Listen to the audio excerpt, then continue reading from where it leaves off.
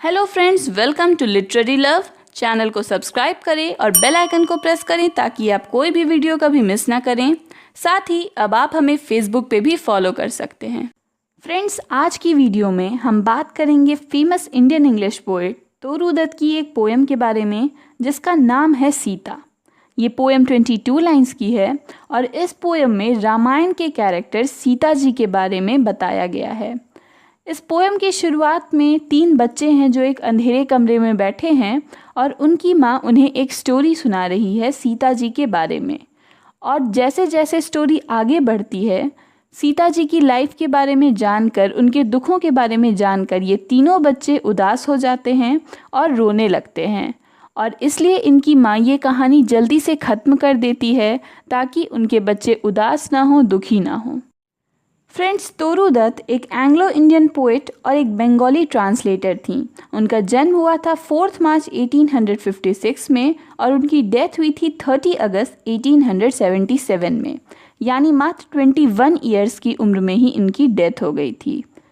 वो Anglo Indian literature के founding figures में गिनी जाती हैं और उनकी फेमस वर्क्स में a sheaf gleaned in French fields, ancient ballads and legends of Hindustan, ये सभी पोएम्स शामिल हैं। तो चलिए फ्रेंड्स, अब पोएम पर आते हैं और इसे लाइन बाय लाइन रीड कर समझने की कोशिश करते हैं। 3 happy children in a dark and room, यानी 3 बच्चे जो कि खुश हैं, हैप्पी हैं, वो एक अंधेरे कमरे में बैठे हैं, यानी रात का समय है। What do they gaze on with wide open eyes? और वो क्या देख रहे हैं अपनी बड़ी बड़ी आँखों से, यानी पोएट सोच में पड़ गई है कि आखिर ये बच्चे रात के समय में क्या देख रहे हैं। और क्या देख रहे हैं तो वो अपनी माँ की कहानी को ठीक से सुन रहे हैं और उसके बारे में इमेजिन कर रहे हैं। A dense forest where no sunbeam pries, यानी एक बहुत ही घने जंगल में जहाँ सूरज की किरणें तक नहीं पड़ती थी, इतना घना जंगल था। And in it centre a cleared spot, और उसके बीच में एक खाली स्थान था जहाँ पेड़ या जंगल नहीं थे, एक क्लियर स्पॉट था वहाँ। There bloom gigantic flowers on creepers that embrace tall trees. Friends, gigantic का मतलब होता है बहुत बड़ा और क्रीपर्स का मतलब होता है लताएं। तो पोएट कह रहे हैं कि वहाँ लताओं पर बड़े बड़े फूल खिलते थे और वो लताएं ऐसी थी जो पेड़ों पर चढ़ी हुई थी। उन्हें देखकर लगता था कि मानो उन्होंने उन पेड़ों को गले लगा लिया है। There in a quiet lucid lake, यानी वहाँ एक लेक है, झील है जिसका पानी बहुत साफ है और वहाँ शांति है। The wild swans glide there veering from the brake, और वहाँ पर हंस तैर रहे हैं और अपने पंखों को फड़फड़ा रहे हैं, यानी एक बहुत ही ब्यूटीफुल इमेज है। एक झील है जिसमें हंस तैर रहे हैं, अपने पंख फड़फड़ा रहे हैं। The peacock springs there herds of wild deer race, यानी मोद कूद कर आगे बढ़ रहे हैं और जंगली हिरणों के झुंड आपस में दौड़ लगा रहे हैं। There patches gleam with yellow waving grain, और वहाँ पर पीले रंग का अनाज है, यानी गेहूँ है जो हिल रहा है, चमक रहा है। There blue smoke from strange altars rises light, और वहाँ एक एल्टार है, यानी एक पूजा की वेदी है जहाँ से नीले रंग का धुआं निकल रहा है, यानी शायद वहाँ पर हवन हो रहा है। तो इसका मतलब है कि उस क्लियर पैच पर इंसानी आबादी है, वहाँ इंसान रहते हैं क्योंकि वहाँ अनाज उगाए जा रहे हैं और वहाँ से धुआं आ रहा है। There dwells in peace the poet anchorite, और वहाँ शांति से, खुशी से रहते हैं पोएट एंकोराइट, यानी ऐसे कवि जो ऋषि मुनि हैं। यहाँ पर बात हो रही है वाल्मीकि जी की, क्योंकि वो उनका ही आश्रम है। तो इस जगह पर ऐसे ऋषि मुनि रहते हैं जो कवि हैं, ग्रंथ लिखते हैं।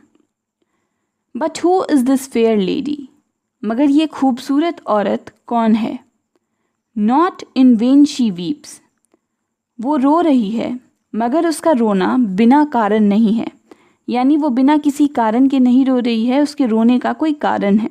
For lo at every tear she sheds, क्योंकि देखो हर वो आंसू जो उसकी आंखों से बहते हैं, tears from 3 pairs of young eyes fall amen, वैसे ही आंसू 3 और नन्हे आंखों के जोड़े से बहते हैं। यानी उसके आंखों की तरह उन 3 बच्चों की आंखों से भी आंसू बहते हैं। And bowed in sorrow are the 3 young heads, और दुख के कारण, दर्द के कारण 3 सर झुके हुए हैं। और ये दुख किसका है? तो सीता जी का। सीता जी के दुख के बारे में सुनकर इन तीनों बच्चों के सिर जो हैं वो झुक गए हैं। It is an old story, यानी ये एक बहुत ही ज़्यादा पुरानी कहानी है।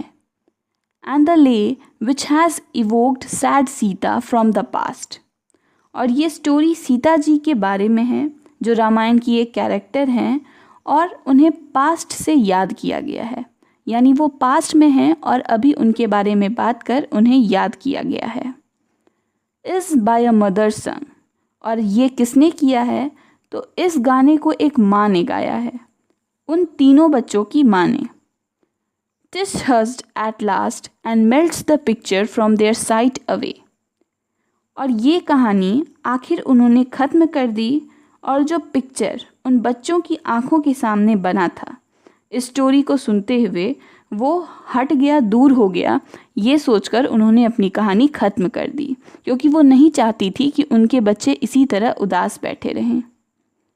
Yet shall they dream of it until the day, मगर वो इस स्टोरी के बारे में सोचेंगे, ड्रीम करेंगे पूरी रात, जब तक सुबह नहीं होती है। When shall those children by their mother's side gather, और ये स्टोरी ख़त्म होने के बाद उस माँ ने अपने तीनों बच्चों को गले से लगा लिया, उन्हें अपने पास गैदर कर लिया, यानी समेट लिया। मी एज अर्स्ट एज इवेंटाइड, काश ऐसा फिर से हो पाता, क्योंकि ये 3 बच्चे और कोई नहीं, तोरूदत्त और उनके भाई बहन हैं, और वो चाह रही हैं कि काश वो दोबारा अपने परिवार के करीब हो पाती, उनसे गले मिल पाती, क्योंकि अब उनकी डेथ हो चुकी है। तो ये पोयम सीता जी के बारे में ही सिर्फ नहीं है, ये तोरूदत्त अपने बचपन को भी याद करती हैं कि किस तरह उनकी माँ उन्हें कहानी सुनाती थी रामायण के उन कैरेक्टर्स के बारे में, और सीता जी की जो कहानी थी उन्होंने उनके मन पर सबसे गहरा इम्प्रेशन छोड़ा है। तो फ्रेंड्स, ये थी तोरूदत्त की पोयम सीता।